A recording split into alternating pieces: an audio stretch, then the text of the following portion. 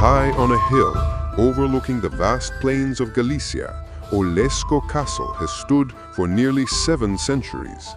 Its story began in the 13th century when its stone walls first rose. Originally a grim fortress, it underwent many transformations, eventually becoming an exquisite Renaissance palace, yet always keeping the echoes of the ages within its heart. Its mighty oval walls remember the thunder of siege cannons and the whistle of Tatar arrows.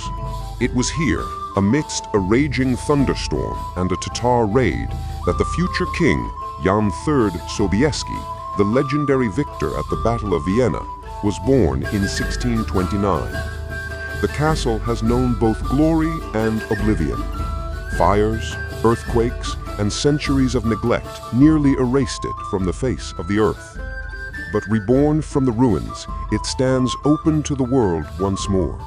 It is more than a monument.